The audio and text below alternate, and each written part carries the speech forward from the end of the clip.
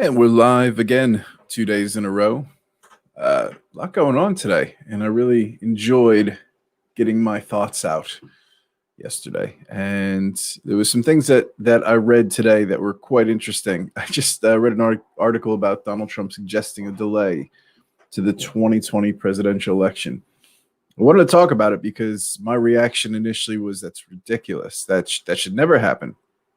And then I remembered Wisconsin had a delay or had an attempt to delay their I think it was their primaries back in it was April, it was early April when the pandemic was getting quite bad. And I try not to be, I guess, a hypocrite. I try to be consistent with my views. And funny enough, I went back into my Facebook page and I had posted how it was irresponsible to have that election in April. It was right on the heels of having that uh, right on the heels of the pandemic coming in.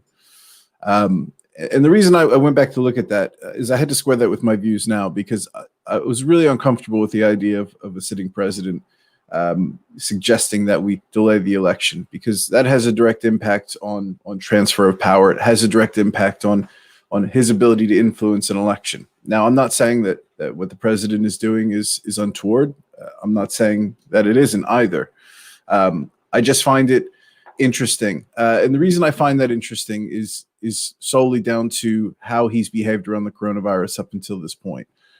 So everything's been about opening up. We need to open everything up, and in needing to open everything up and go back to normal, there's been really no deviation from that, even down to wearing masks. And even back when Wisconsin did have their primary, the president did chime in a press conference. And actually, I looked it up on whitehouse.gov, I think it is, where you can see a transcript. And if you ever want to have a bit of fun, read a transcript of the president of the United States talking. It's a real pleasure. It's a treat. His words sound better audibly than they read. However, when I read that he supported the election going ahead at that time, and that was at the peak. Well, it wasn't at the peak of the pandemic. That's not fair to say. But it was at a point where there was a lot of fear, and there was a lot of people that were afraid to see it spread. And I think it was at a point where in America they were locking down and trying to make a difference. And the view was at the time that Wisconsin voters were going to go out and put themselves at risk because their responsibility, their civic duty to vote. So now President Trump is suggesting to delay that 2020 election, and it's dichotomous to what he's been doing over the last 3 months, over the last 2 months specifically. He's been pushing everyone to go back. Everything's as normal. We're the greatest country in the world. We should be able to, to defeat this. We're leading the way. The world is marveling at how the U.S. is managing the coronavirus. Again, I'm not giving my opinion on that, but that is what he's been saying.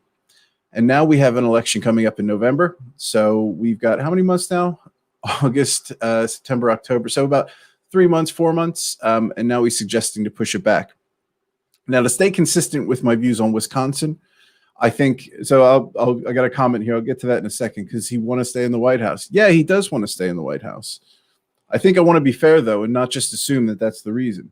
I agree with you. But honestly, if we just take a look at what's happening with that move, if he were to say, so Blue Money, if he were to say, I want to move that election to December or early January because we think it's going to be a bit safer, would you have a problem with that?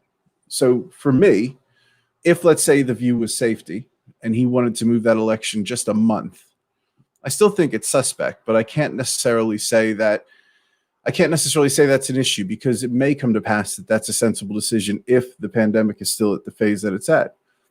Now, the other question comes in, what about voting? What about mail-in voting? Now, I live in the United Kingdom, and I very much believe mail-in voting is way more secure.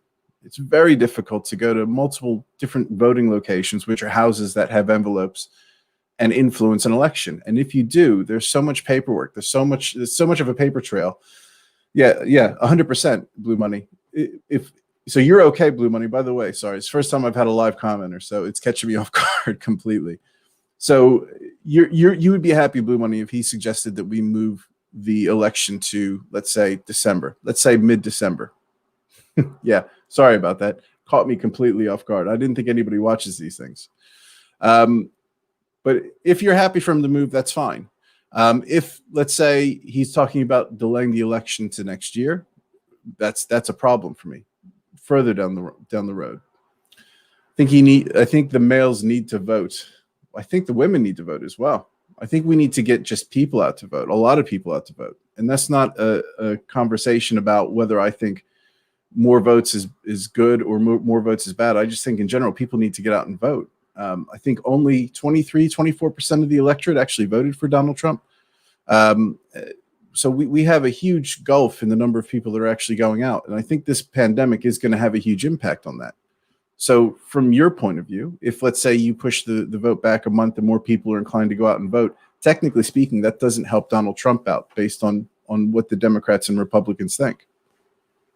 But going back to my point with the election, if I take a look at how I viewed it and how I view it now, it's that dichotomy between we need to open up, we need everything up and running, and now we're saying that no, we're going to push this back. We're going to push this back, and it's to me, it's an irresponsible thing to say because there's not a lot of context to it. If he was to offer a bit more context than he did, I might be at ease. And I think what I wanted to just come on here and say is I just want people to think about what are the motivations behind that. If he was smashing Joe Biden in the polls, would he have the same point of view?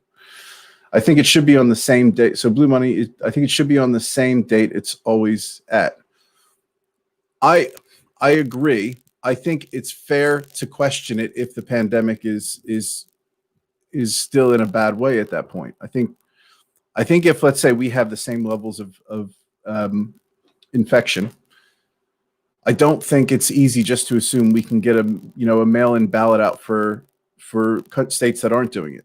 I actually have something to share on that. So I've prepared something. I'm going to share my screen. So it's not this, but I was looking at this because the question is, how do you vote if, let's say, you have to push it back? If you don't want to push it back. So Blue Money, if you're saying it should be on the same date, well, then how do you have an election? Because I was surprised at how many states are wide open with mail-in ballots. But there's quite a few states in that turquoise color that aren't. And to be able to, within a very short period of time, safely launch a mail-in voting system for everybody is problematic. And I think that could lead to some issues as far as the quality of the vote. And that's something that people need to consider. So if let's say there's a pandemic and there's no way to get these states to safely do a mail-in voting system, then that may cause people to decide that we need to push it back. But again, we're talking 1 month or we're talking 4 months. I think that makes a big difference. And I think when we look at this, we just need to understand what the motivations are. And we don't know what those motivations are. And it's very quick to jump the gun and say, well, the president wants to change this voting date because he wants to stay in power. And I probably believe that, but I can't make that assumption yet until I hear more information. So I just wanted to get on there and have a chat. And Blue Money, thank you for chiming in. It's just good for me to talk these things out and to see what people are thinking. If there's anybody else that wants to comment on what they think about this election being pushed back, I'd be curious to hear what you think. If it were to happen. I don't think it will happen. I think infection rates are going to come down. I think the states are starting to do a pretty good job. If you watched our last show, we talked about masks. If more people are wearing masks, I think it's going to make a difference on that infection rate. Yeah, I really don't like the whole thing. I'm uncomfortable with it. I'm very uncomfortable with it. It reminds me, I think this is the first time I've thought in the United States that democracy is being challenged, and people are going to say that's me being a bit dramatic. And I'm not saying 100% that I believe that that's what Donald Trump is doing. He's delaying it so it won't be rigged by mail-in votes.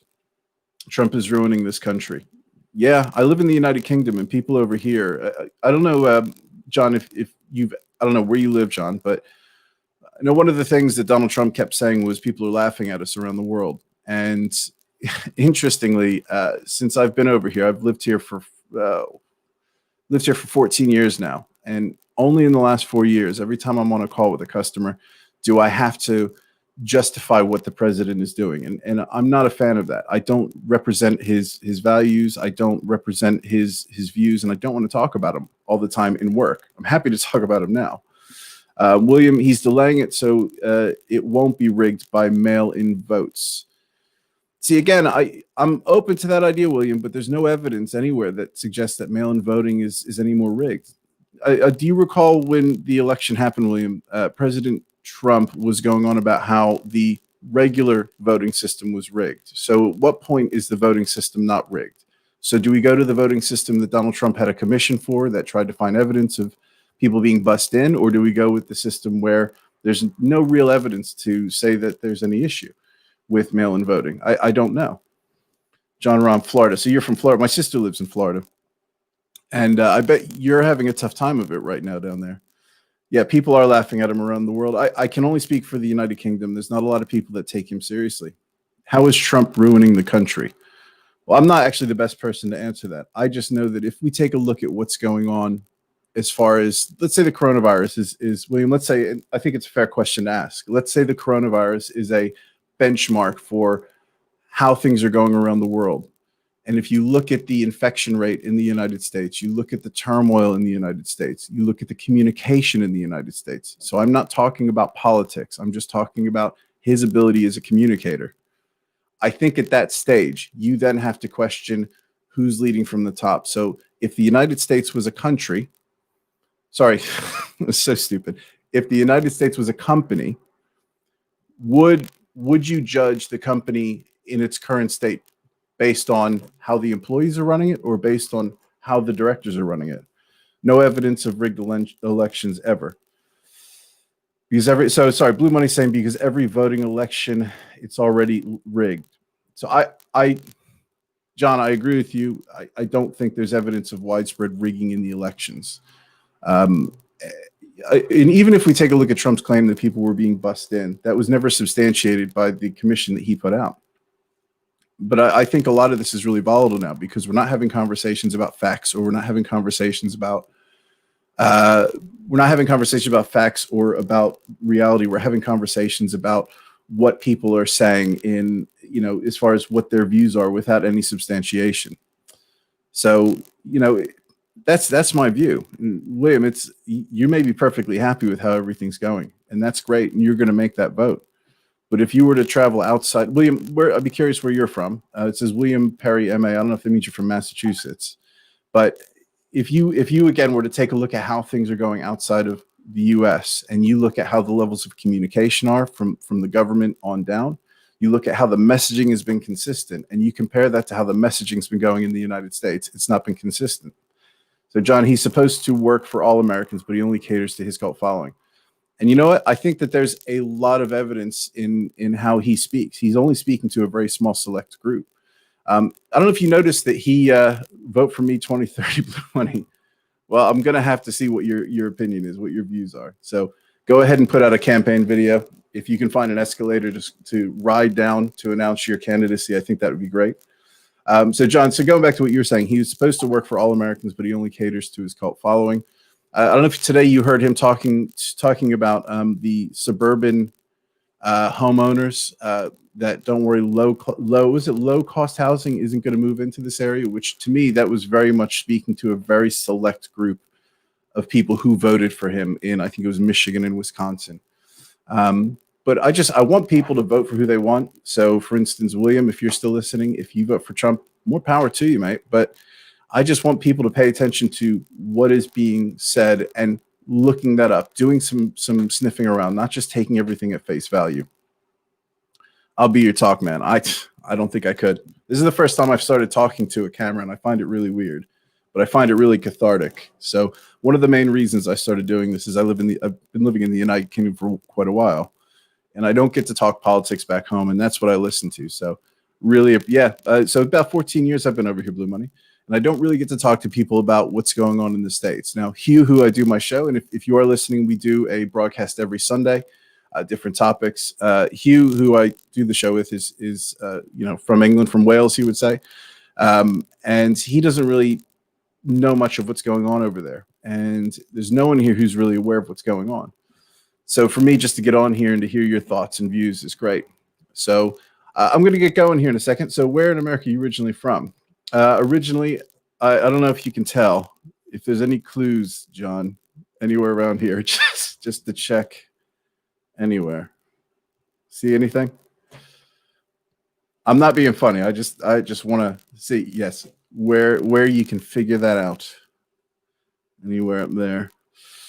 So I've traveled around quite a bit, though, and I've only really started to get into politics recently. So New York, my brother has lived in New York a bit. Yeah, exactly, spot on. You probably didn't even notice it, to be fair, John. I was just sitting there thinking, oh yeah, I've got that up there. But yeah, just growing up in that area, I've actually traveled around quite a bit. I was on the road for a few years, working in and out of summer camps. And I ended up meeting my wife at a summer camp, which is how I ended up here.